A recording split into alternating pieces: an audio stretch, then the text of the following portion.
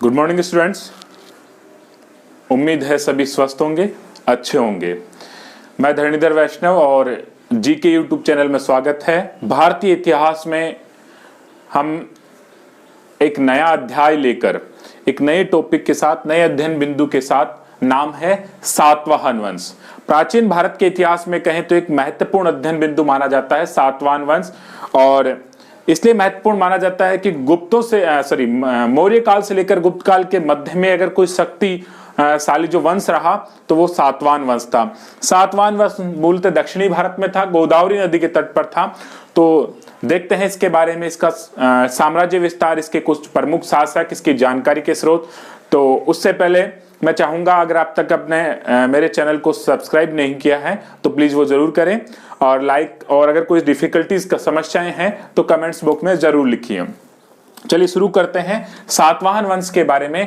तो सातवाहन वंश की सबसे पहले पृष्ठभूमि जान लें। मौर्य काल यानी 185 ईसा पूर्व में समाप्त हो चुका है। मौर्य काल के बाद में शुंग वंश की स्थापना होती है और कर्ण वंश की।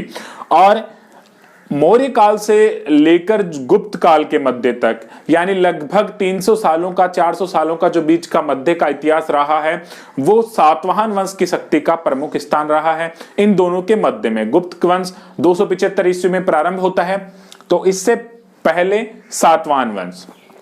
तो देखिए, सातवाहन वंश सबसे पहले इसके बारे में मूल स्थान कि वास्तव में ये भारत में किस हिस्से में इनका शासन रहा या कहां इनका क्षेत्र था। तो जो भारतीय इतिहासकार है, विदेशी इतिहासकार है, उनमें हमेशा से इतिहास में, प्राचीन भारत का इतिहास, उसमें कहीं ना कहीं मतभेद की कंडीशन रही है। तो यहां भी मतभेद रहा है कि मूल इनका स्थान क्या था। तो अगर इनके मूल स्थान की बात करें तो वहीं से हम हमारा अध्ययन बिंदु शुरू करते हैं। कहां, किस बारे में? मूल स्थान कि मूलतः ये भारत में कहां पर ठहरते हैं। तो सबसे पहले विभिन्न इतिहासकारों के मत की बात करें तो नंबर 1 जायसवाल साहब है, प्रभाकर साहब हैं, शास्त्री जी हैं, रैप्सन है, बर्नेट है। उनका कहना है कि भारत के जो दक्षिणी भाग है,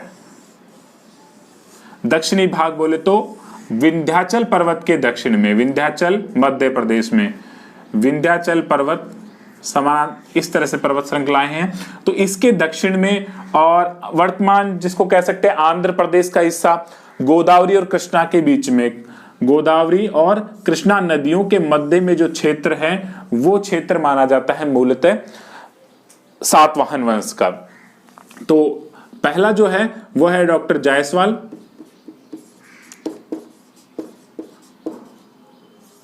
ये मत हमारे लिए महत्वपूर्ण है क्योंकि कई बार परीक्षा में इन विभिन्न जो इतिहासकारों के मत हैं उन पे प्रश्न बनता है। तो डॉक्टर जायसवाल, प्रभाकर, शास्त्री, बर्नेट साहब और रैप्सन महोदय, इन सब का क्या कहना है कि इनका मूल स्थान जो था वो कृष्णा और गोदावरी के मध्य। क्या था? कृष्णा और कौन सी नदी? गोदावरी के मध्य। कृष्णा और गोदावरी के मध्य वर्तमान में कौन सा क्षेत्र है? आंध्र प्रदेश। तो आंध्र प्रदेश के होने के कारण ही इनका नाम आंध्र सातवाहन वंश भी पड़ता है। प्रतिष्ठान इनकी पैठन या प्रतिष्ठान इनकी राजधानी था। नंबर जो दूसरा मत है यहां पर वो है डॉक्टर सुकेथर का। तो उनका कहना है कि सभी का कहना है कि दक्षिणी भारत में है परंतु दक्षिणी भारत में एक पर्टिकुलर स्थान सबने अलग अलग दिया है। तो डॉक्टर सुकेथर है साहब का कहना है कि तमिलनाडु का जो वेलारी जिला है, इनका स्थान बताया है तमिलनाडु का वेलारी। वेलारी यूं कह सकते हैं, जो मैसूर है, मद्रास का भाग है, मद्रास का वेलारी, और यानी मैसूर जिला, मद्रास का मैसूर स्थान इनका मूल स्थान बताया है। किसका? सातवाहन वंश का। नंबर तीसरा जो मत आता है यहां पर निकलकर वो डॉक्टर मिरासी का है, विदर्भ या बरार। डॉक्टर मिरासी का कहना है कि सातवाहन का मूल स्थान क्या था? विदर्भ, बरार, महाराष्ट्र क्षेत्र में। विदर्भ या बरार जो वर्तमान में कहां पर है? महाराष्ट्र क्षेत्र में है। और ऐसा माना जाता है कि प्रारंभिक क्षेत्र इनका महाराष्ट्र रहा और बाद में आंध्र प्रदेश को इन्होंने जीता। तो चौथा मत है इसके बारे में डॉक्टर राय चौधरी का है। डॉक्टर चौधरी जी का कहना है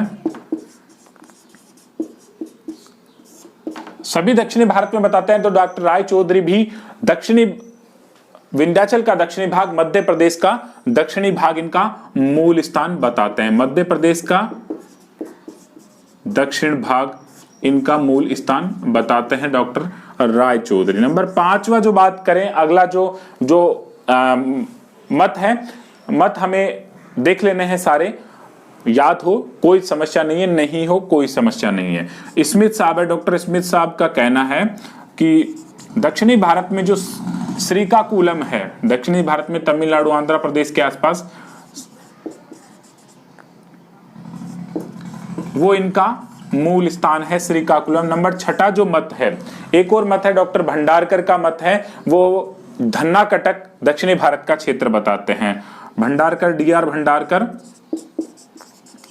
भारतीय इतिहास में महत्वपूर्ण स्थान रखते हैं भंडारकर साहब। तो इनका कहना है दक्षिणी भारत का धन्ना कटक जो स्थान है वो इनका मूल स्थान माना जाता है। किसका? आंध्र सातवाहन वंश का। अब देखिए जितने भी हमने मत पढ़े हैं मूल स्थान के बारे में, 6 मत हैं।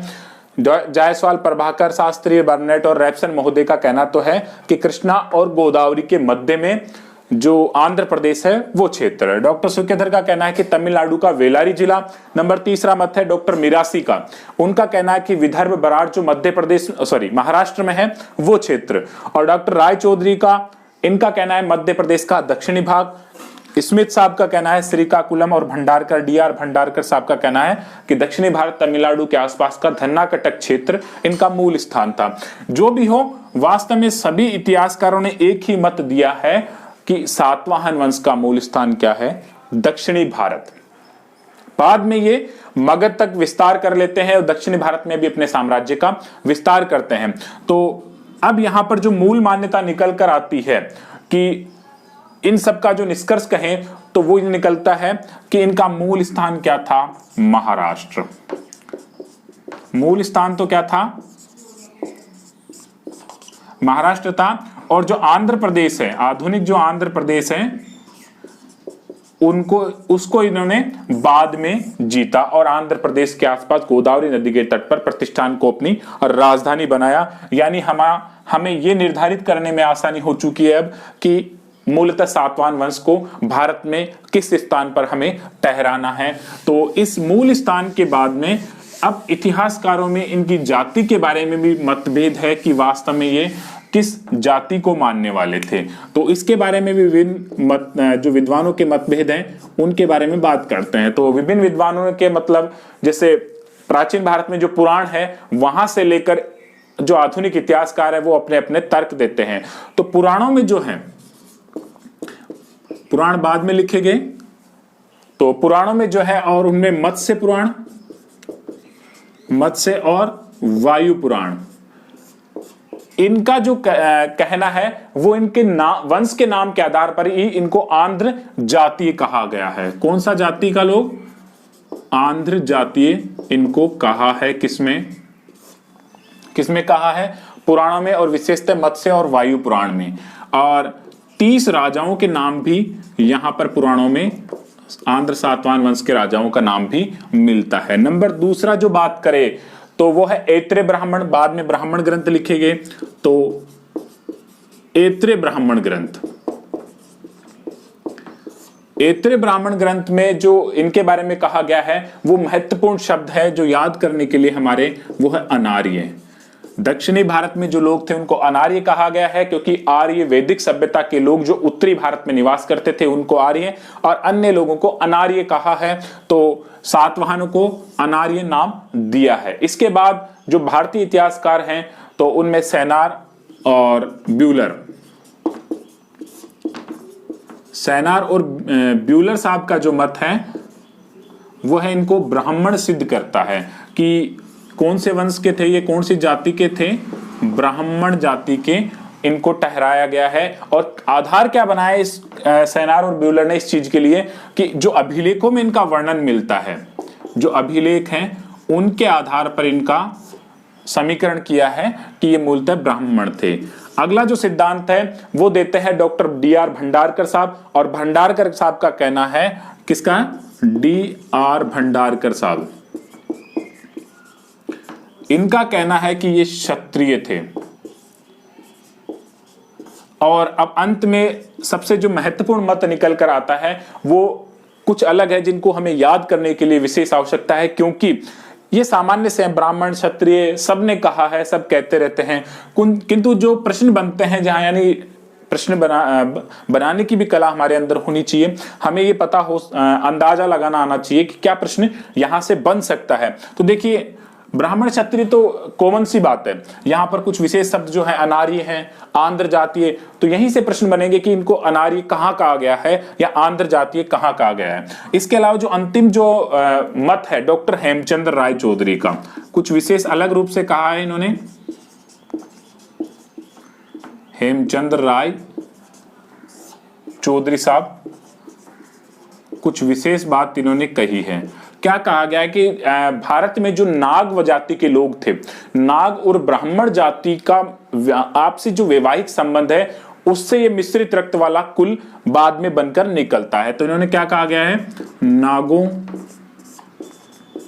व ब्राह्मणों के मिश्रित रक्त वाला कुल, यानी मिश्रित रक्त, आपसी वैवाहिक संबंध, रक्त वाला कुल कहा है किसे? सातवाहन वंश को डॉक्टर हेमचंद्र राय चौधरी। तो विशेष हमारे लिए जो याद करने के लिए है वो है हेमचंद्र राय चौधरी का सिद्धांत, ऐत्रेय ब्राह्मण और पुराणों के मत। तो ये थे इनकी जाति के संबंध में। अब देखिए इनकी जाति के बाद में, जाति हम पढ़ चुके हैं कि ये किस जाति के थे, तो वास्तव में कोई सर्वमान्य मत निकल कर नहीं आता कि ये वास्तव में किस जाति के थे, किंतु इनको ब्राह्मण के रूप में स्वीकार किया गया है। अब देखिए इनकी जानकारी के स्रोत।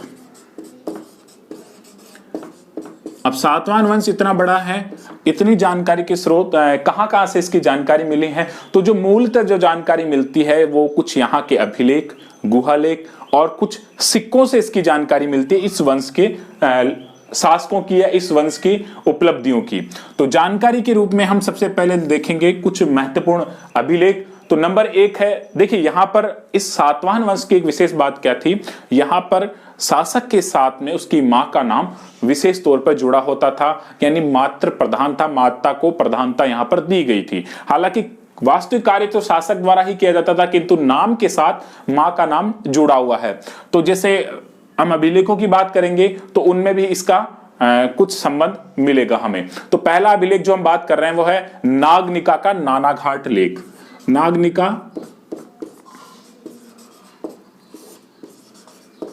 का नानाघाट,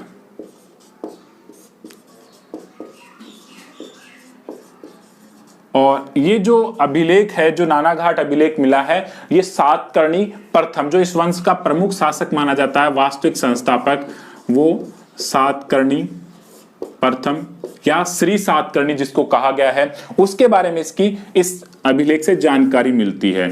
नंबर जो दूसरा है वो है वासिष्ठी पुत्र पुलुमावी का नासिक गुहालेख। अगला जो है वो है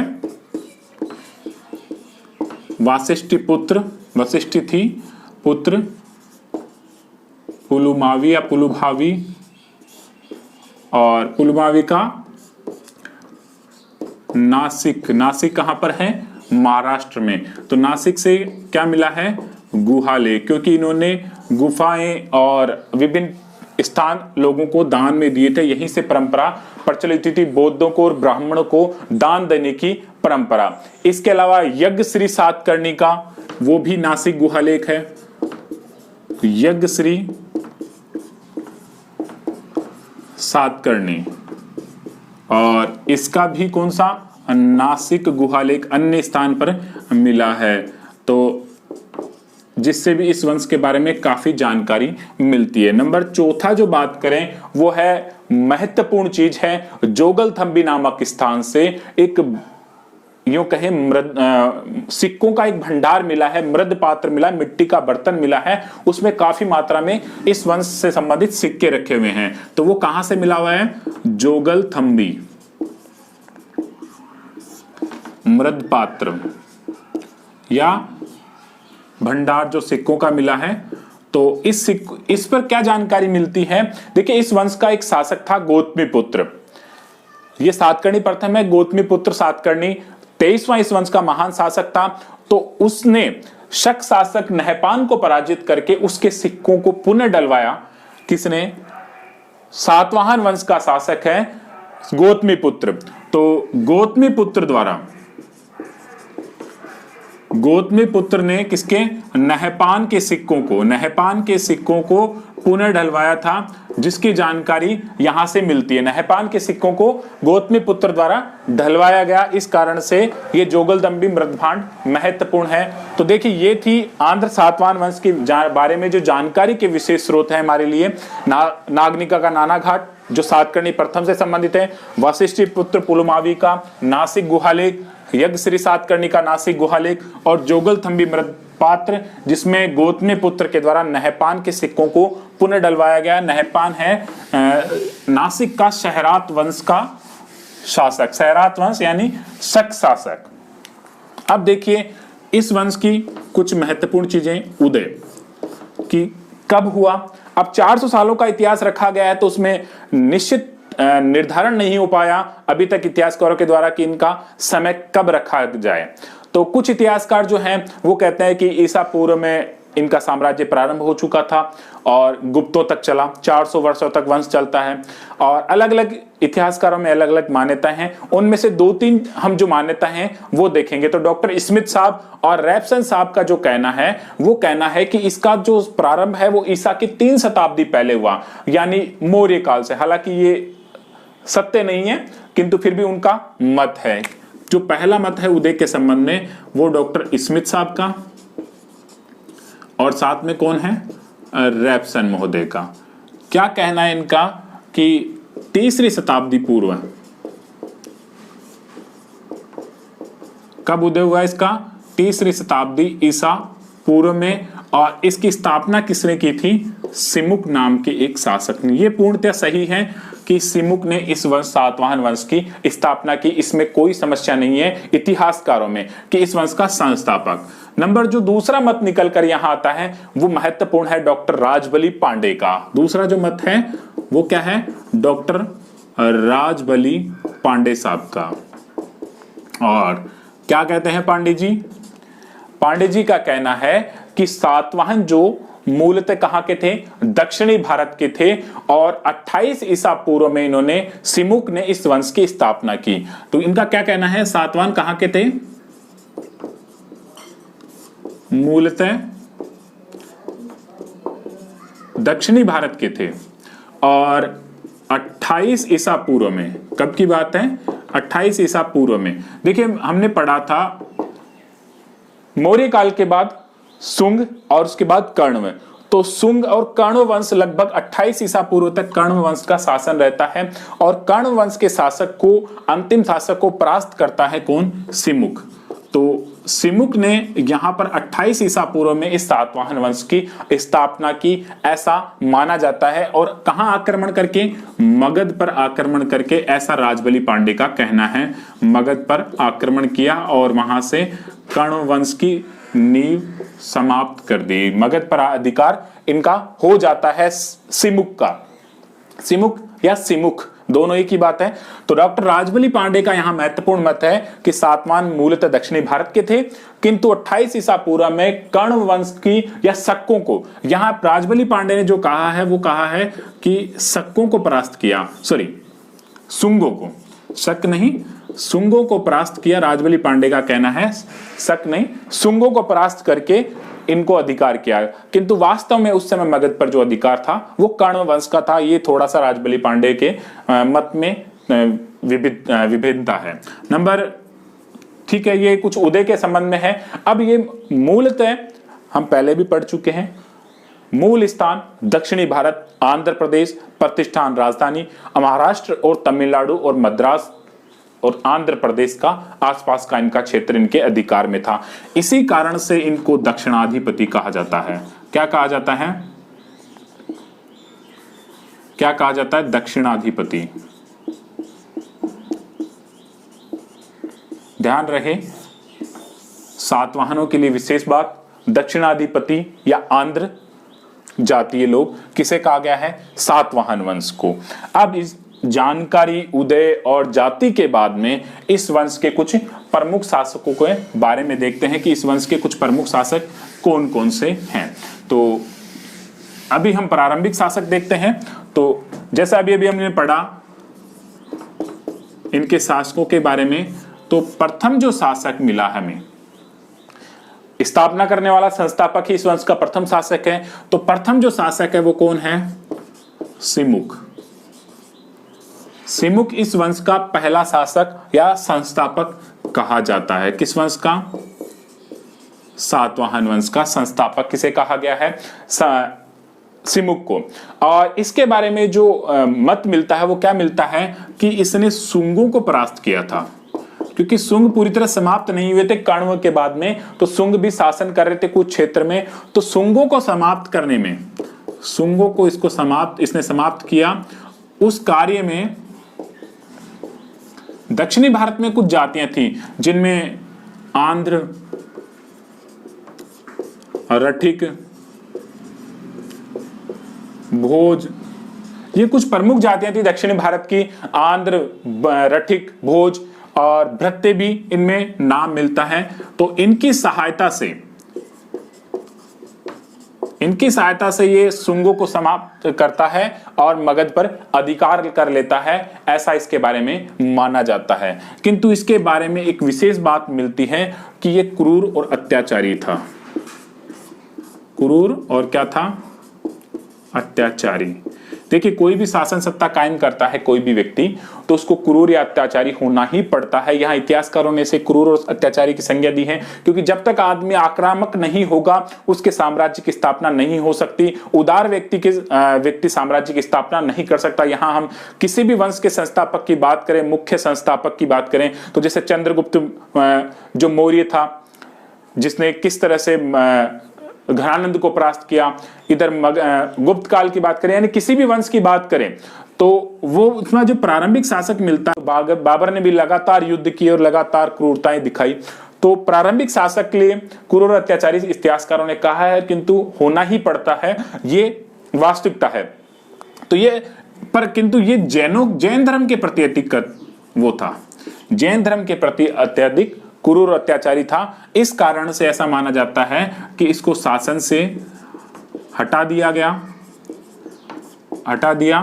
और इसकी हत्या कर दी गई, इसको मार दिया गया। किसकी बात कही जा रही है? सिमुक की। सिमुक क्रूर और अत्याचारी था, इस कारण किसके प्रति? जैनों के प्रति। इस कारण से इसको शासन से हटा दिया और इसकी हत्या कर दी गई। और इसकी हत्या के बाद इस वंश का जो दूसरा शासक है उसके बारे में बात करते हैं।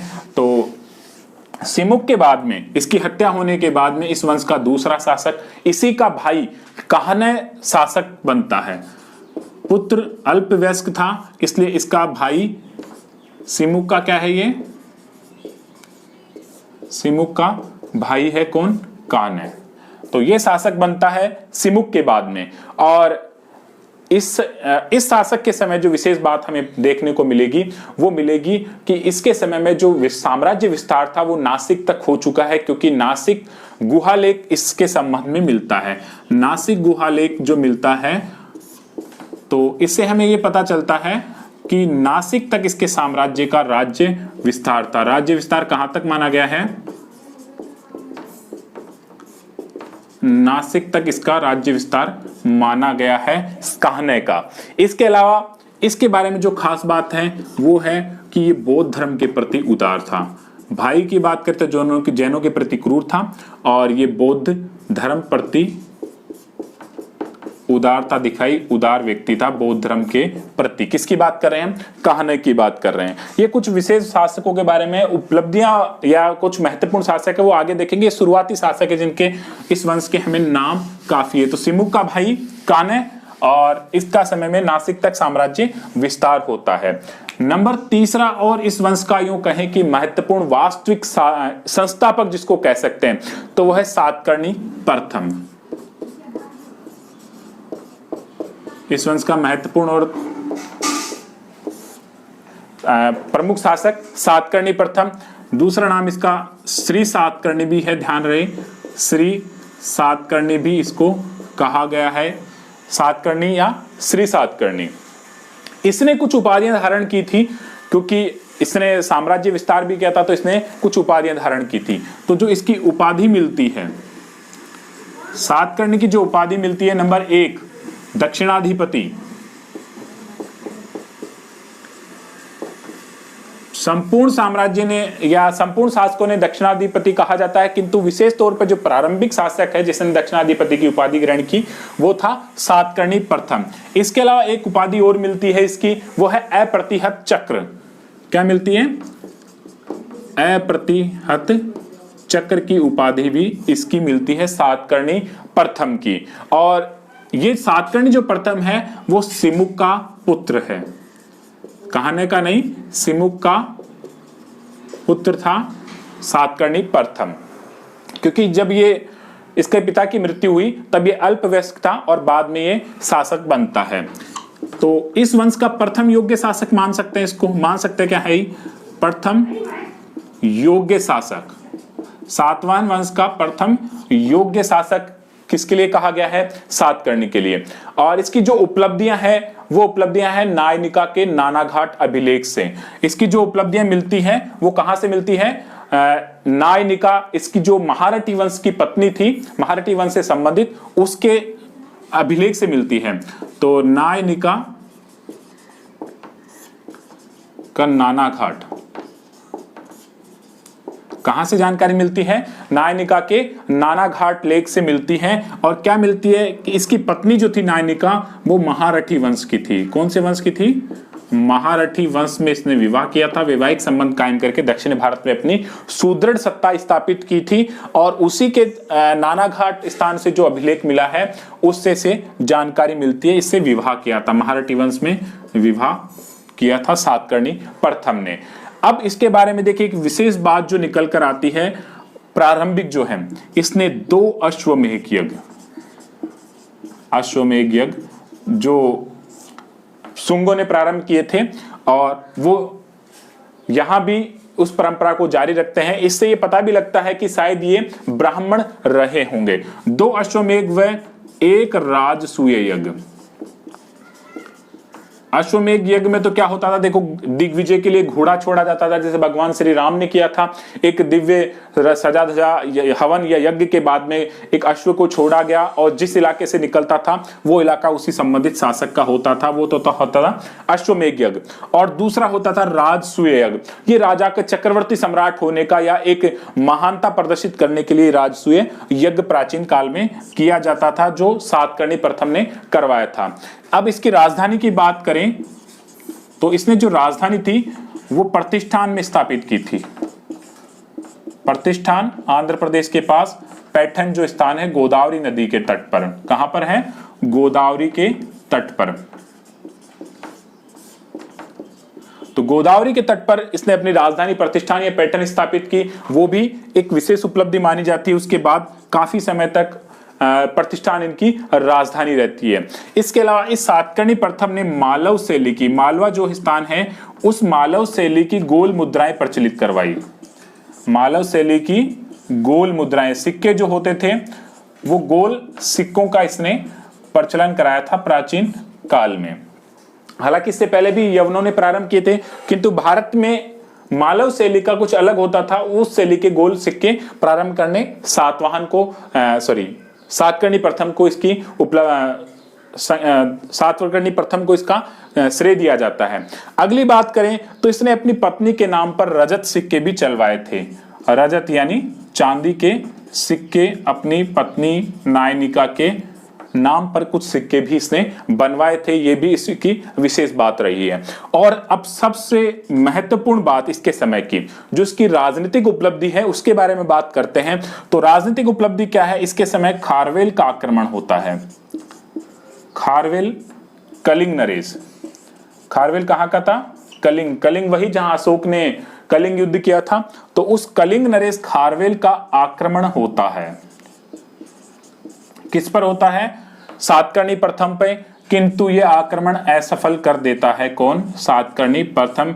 कलिंग नरेश खारवेल परास्त होकर पुनः चला जाता है। वेणगंगा जो नदी है वहां तक का उस क्षेत्र पर इसका आक्रमण हुआ था, किंतु खारवेल इस युद्ध में परास्त हो जाता है और चला जाता है। तो ये इस जो सातकर्णी प्रथम है इसकी कुछ विशेष उपलब्धियां हैं।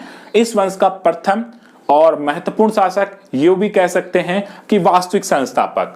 उपाधि है दक्षिणाधिपति और अप्रतिहत चक्र। प्रथम योग्य शासक है। जानकारी मिलती है नायनिका इसकी पत्नी जो महारठी वंश की थी उसका नानाघाट अभिलेख से। 2 अश्वमेघ और 1 ये राजसूय यज्ञ भी करता है। राजधानी प्रतिष्ठान ये पैठन को बनाता है जो गोदावरी नदी के तट पर स्थित थी। और मालव शैली की गोल मुद्राएं पत्नी के नाम पर रजत सिक्के। और इसके समय की जो राजनीतिक उपलब्धि है वो कलिंग नरेश खारवेल का आक्रमण, और वो आक्रमण असफल करता है। कौन? सातकर्णी, श्री सातकर्णी या सातकर्णी। अब देखिए इस वंश के एक शासक के बारे में और पढ़ते हैं, महत्वपूर्ण है हाल, जो इस वंश का चौथा महत्वपूर्ण शासक है। वैसे अगर देखा जाए तो श्री सातकर्णी से लेके गौतमी पुत्र सातकर्णी के मध्य 9 से 10 शासक होते हैं, और वो कमजोर थे, इतने उनके बारे में जानकारी भी नहीं मिलती, यानी इतने महानता उनमें नहीं थी। अभी जो हमने पढ़ा श्री सातकर्णी से लेके गौतमी पुत्र सातकर्णी तक, किंतु इनके मध्य में एक शासक है जिसका नाम है हाल। अगर श्री सातकर्णी या सातकर्णी प्रथम को उसकी विजयों के कारण, साम्राज्य विस्तार के कारण या आक्रामक नीति के कारण जाना जाता है, तो सातवाहन वंश में शांति के लिए किसको जाना जाता है? हाल को। शांति के लिए जाना जाता है किसे? हाल को।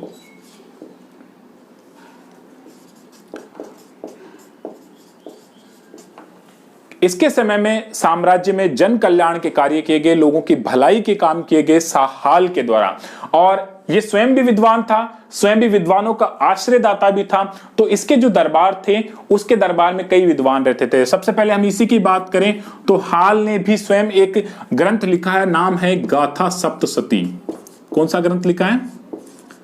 गाथा सप्तशती ग्रंथ लिखता है कौन? हाल। जो संस्कृत भाषा में लिखा हुआ है, प्राकृत भाषा में लिखा हुआ है, मुक्तक काव्य है, मुक्त शैली में लिखा हुआ है। भाषा कौन सी है? तत्कालीन समाज में प्रचलित प्राकृत में, और प्राकृत भाषा में लिखा हुआ है मुक्तक काव्य के रूप में।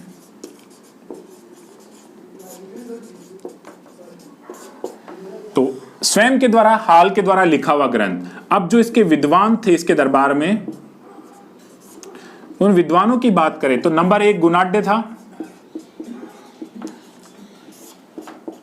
तो जो गुणाढ्य था उसने वृहत कथा प्राकृत भाषा में लिखी। कौन सा लिखा?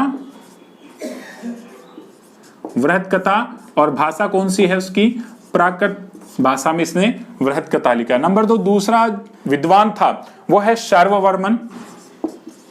शर्ववर्मन इसी हाल के दरबार में था, जिसने कातंत्र की रचना की। कातंत्र एक महत्वपूर्ण ग्रंथ है जो संस्कृत व्याकरण से संबंधित है। क्या है ये? संस्कृत व्याकरण लिखी है कातंत्र की, जो वर्तमान में भी संस्कृत की दृष्टि से संस्कृत विषय में काफी कुछ महत्वपूर्ण स्थान रखती है। तो देखिए ये इस वंश का एक महत्वपूर्ण शासक जिसको हमने पढ़ा हाल, और हाल के बाद में जो कुछ शासक आएंगे वो हम देखेंगे अगली क्लास में। तो अब तक हमने इस सातवाहन वंश के बारे में मूल स्थान, इनकी जाति, इनकी जानकारी के स्रोत, इनका उदय कब होता है, और कुछ प्रारंभिक शासक। प्रारंभिक शासकों में हमने पहला शासक देखा सिमुक, और सिमुक के बाद उसका भाई कान्हा, कान्हा के बाद सिमुक का पुत्र श्री सातकर्णी जो प्रथम योग्य शासक था वो, और उसके बाद शांति के लिए जाना जाने वाला हाल। इनके बारे में जाना। अगली जो क्लास है उसमें हम देखते हैं गौतमी पुत्र सातकर्णी, वशिष्ठ पुत्र पुलुमावी और इस वंश की उपलब्धियां। धन्यवाद।